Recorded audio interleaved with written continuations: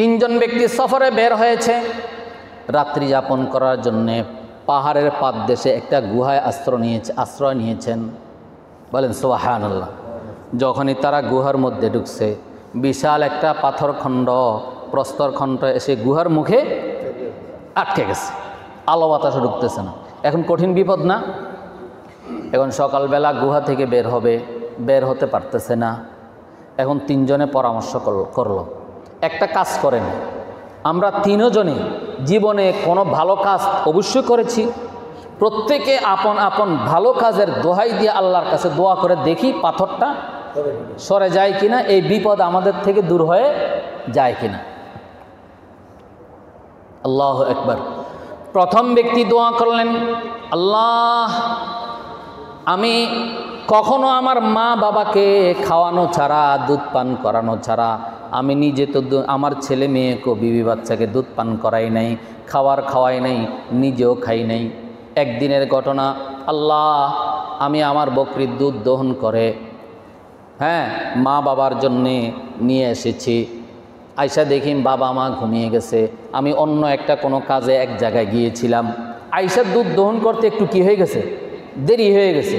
তো দুধ দহন করে গ্লাসে করে বাবা মায়ের জন্য নিয়ে গেছে পান করাবেন। যাইয়া দেখে বাপ মা ঘুমিয়ে গেছে।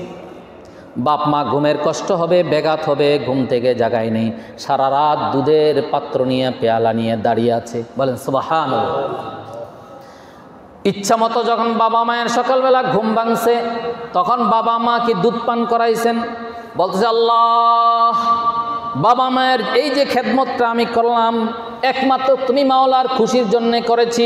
কারণ তুমি কোরআনে বলেছ, তোমার নির্দেশ বাবা মায়ের খেদমত করা, বাবা মায়ের সাথে সদ্ব্যবহার করা, তুমি মাওলাকে খুশি করার জন্য করেছি। আল্লাহ, এই কাজটা যদি তোমার খুশির জন্য করে থাকি, আল্লাহ, এটার উসিলা দিয়ে আমি দোয়া করতেছি, পাথরটা সরায়া দেন। বলেন সুবহানাল্লাহ।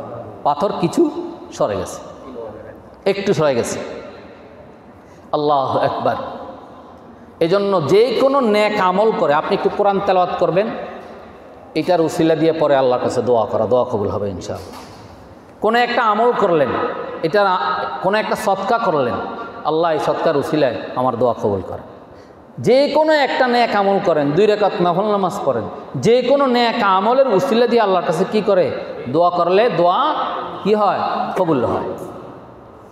আরেক ব্যক্তি বলতেছে, আল্লাহ, আমার একটা কর্মচারী ছিল, সে কর্মচারী অনেকদিন কাজ করেছে, কাজ করার পরে একদিন সে কাজ করার টাকাটা না নিয়ে চলে গেছে।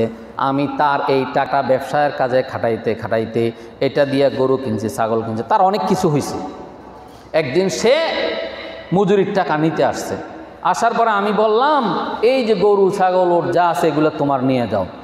মজদুর বলতেছে, আপনি কি আমার সাথে ঠাট্টা করেন? আমার টাকা চাইছি, টাকা দিবেন, গরু ছাগল এগুলোর কথা বলেন কেন? বলেন সুবহানাল্লাহ। বলতেছে, তোমার ওই টাকাটাকে আমি ব্যবসার কাজে লাগায়া এগুলা বাড়াইছি, এগুলা সব তোমার। বলেন না সুবহানাল্লাহ। কয়, উনি বলতেছেন, সে ওই সবগুলো নিয়ে গেছে, একটা ওট বা একটা ছাগলও রেখে যায়নি, আমি কিছু বলিনি। সে তো ইচ্ছে করে আমি বাড়াইছি, আমারও তো এখানে হক আছে নাকি? 50% থাকতে পারে না, বা 3 ভাগের 2 ভাগ 1 ভাগ এমন থাকতে পারে না? সে একটাও রেখে যায় নাই, আমি কিছু বলিনি। আল্লাহ, এই কাজটা যদি আপনার খুশির জন্য করে থাকি, আপনি পাথরটা সরায় দেন। পাথর আরও একটু কি সরে গেছে। বলেন সুবহানাল্লাহ। আরেক ব্যক্তি বলতেছে, আল্লাহ, আমার একটা চাচাতো বোন ছিল, সে পরমা সুন্দরী ছিল, পৃথিবীর মধ্যে সে আমার কাছে সবচেয়ে বড় প্রিয় ছিল।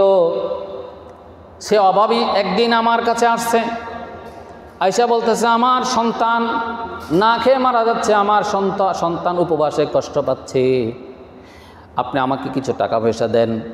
সে বলতেছে, আমি তখন ওই সুযোগের সদ্ব্যবহার করলাম, আমি বললাম, বোন, তুমি আমার সাথে একান্তে মিলিত না হলে আমি তোমাকে টাকা দিব না। মেয়েটা চলে গেল, কিন্তু যাইয়া দেখে সন্তান কান্না করতেছে, পেটের খিদার তাড়নায়, সন্তানের কষ্ট ওইটাও সহ্য হচ্ছে না। আবার চাস্তো ভাইয়ের কাছে আসছে, আয়সা বলতেছে, আরে আমার সন্তানগুলো তো কষ্ট পাচ্ছে, কিছু টাকা দাও, তুমি অবৈধ যে প্রস্তাব দিয়েছে এগুলো করো না ভাই, আল্লাহকে ভয় করো। সে বলে, না, আমি কিছুতে টাকা আমার বিনিময় ছাড়া দেব না। ওই মহিলা রাজি হয়েছে, 120 দিরহাম। কত? 120 দিরহাম দিছে। একান্তে যখন তার সাথে মিলিত হতে গেছে, মহিলার একদম কাছে গেছে, মহিলাটা বলতেছে ইয়া আব্দুল্লাহ, বলেন আল্লাহু আকবার, ইয়া আব্দুল্লাহ ইত্তাকিল্লাহ, ও আল্লাহর বান্দা কি করছো? একটু আল্লাহকে ভয় করো, একটু আল্লাহকে ভয় করো, তুমি আমার সতীত্বের মোহরটা ভেঙে দিও না, আল্লাহকে ভয় করো।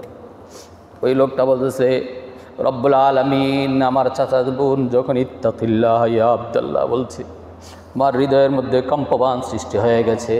ওই মুহূর্তের মধ্যে আমি আপনি মাওলাকে ভয় করে আমি চলে এসেছি এবং তার টাকাও তাকে দিয়েছি।